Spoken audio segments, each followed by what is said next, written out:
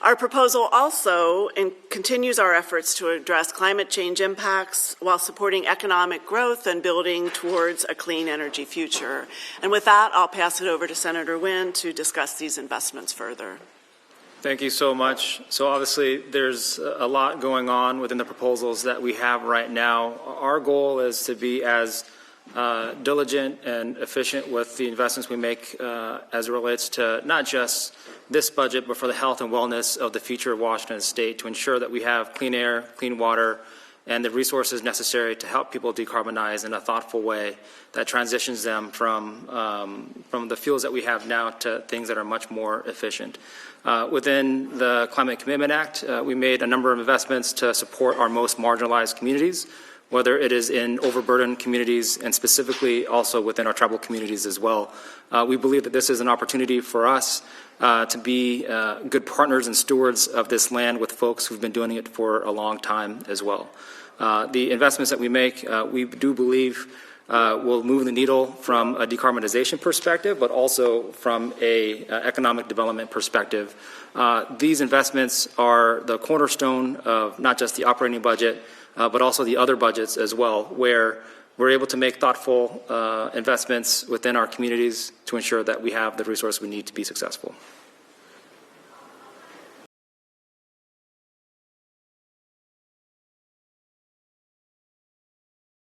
I will kick things off by sharing some of the priorities that are funded with Climate Commitment Act resources.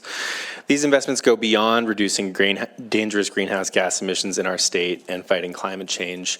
They support Washingtonians' well-being in multiple ways: cleaning up the air we breathe, relieving hunger for families facing food insecurity, fighting devastating wildfires across the state, and recovering endangered salmon populations. All of these are areas where the Climate Commitment Act enables us to deepen our investments and accelerate our progress. Rolling back that progress would harm Washington's families, communities, environment, and economy. We've been strategic about deploying state dollars in order to maximize our competitiveness for federal dollars for clean energy grants and programs to power our progress. For the 2024 supplemental budget, we're going to help more Washington families afford to heat and cool their homes with an investment of $150 million dedicated to clean energy credits for low-income households. We're going to support clean air and our children's health with investments in air quality improvements in high pollution areas like South King County, where rates of childhood asthma are disproportionately higher. We're going to fight back against devastating and dangerous wildfires with millions for forest health and wildfire fuel reduction measures, which will help communities on wildfire's front lines, as well as people across our state whose health has been harmed by wildfire smoke. We're going to help our farmers with $30 million in payments to support them during the clean energy transition. We're going to reduce food waste, help farmers, and relieve hunger with investments totaling $11 million to connect farmers with food banks and programs that support nutritional supplementation for Washingtonians who need it. This will help feed good food to people in Washington who are going hungry. It will keep food waste out of our landfills, and it will fight climate change. These are some, but not all, of the investments our climate dollars target in the supplemental operating budget. We will also see significant and impactful investments proposed in the capital and transportation budgets that you'll hear about from Representatives Theringer and Fye today. But make no mistake, the CCA is a critical part of the operating budget. House Democrats will fight to protect these investments and continue our progress towards cleaner air, healthy communities, and our clean energy future. Can you explain to me, I guess, how that the risk of CCA going away was built into this budget? If CCA does go away, what is going to go away under this proposal?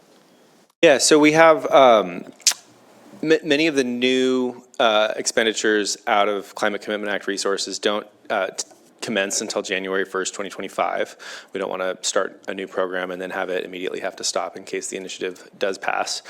We also have language in our CCA funded items that clarifies that those items will, the funding will lapse and will not continue if the CCA is repealed. So, you know, that could be any number of things. That could be our $2 million for wildfire risk reduction on Department of Fish and Wildlife lands. That could be the various pots of money that we set aside to help Washingtonians, whether local governments or tribal governments or households or small businesses, access federal grants, federal grants and loans and support through the Inflation Reduction Act. We have investments in climate jobs programs at our community technical colleges. All of those things are at risk if the Climate Commitment Act is repealed. We of course think it's our job to make smart investments and to make sure that Washingtonians know about those investments and know the ways in which those investments are helping improve quality of life in our state. There's $6 million to improve air quality in areas around SeaTac Airport, which is one of the higher pollution parts of our state.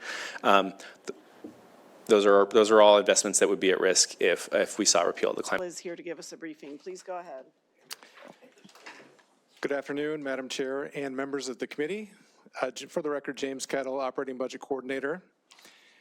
Here to offer some brief remarks to introduce the Senate Chair proposal for the 2024 supplemental budget. So ESPN is brought up on the screen and also in the EBB. These are summary documents prepared by committee staff. The first thing that I'd like to, Natural Resources has the updated costs related to wildfires from the 2023 wildfire season. And also in the Natural Resources area are a lot of the line items related to the Climate Commitment Act in the chair proposal. I'd point out that also on the EBB is a full list of items for all items that use the CCA in the operating budget. It's good to have friends.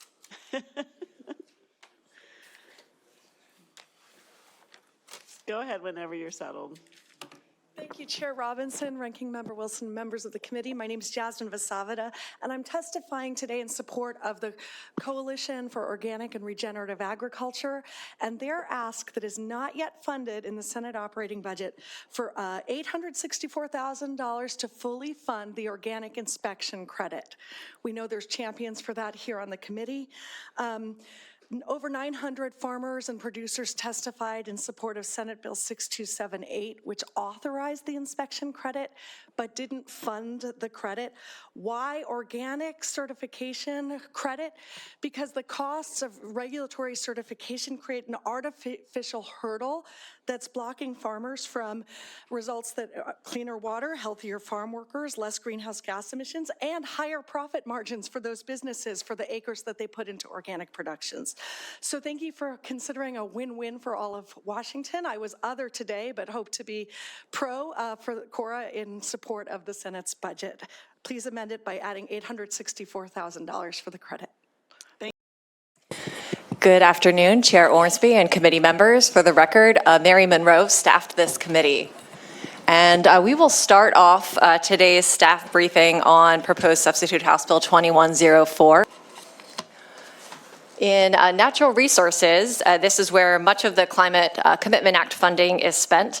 You can see a total of about $308 million in the current biennium, total funds, and then about $76 million NGFO over the 4-year period.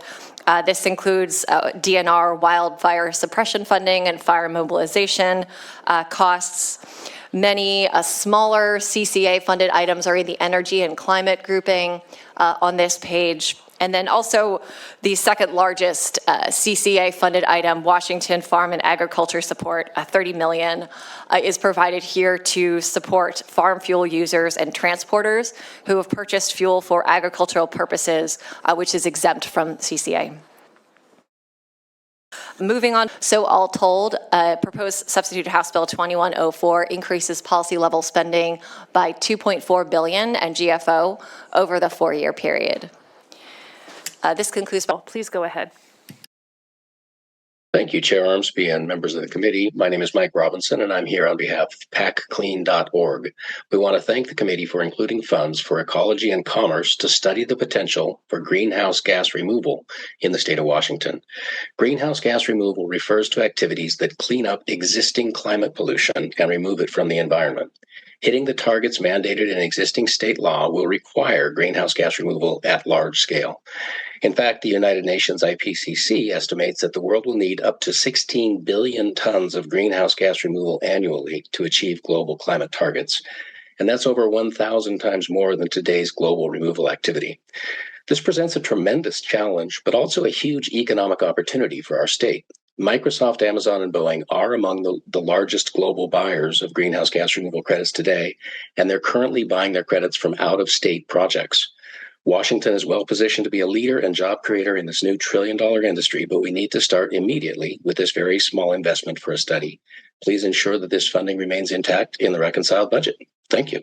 Thank you, Mr. Robinson.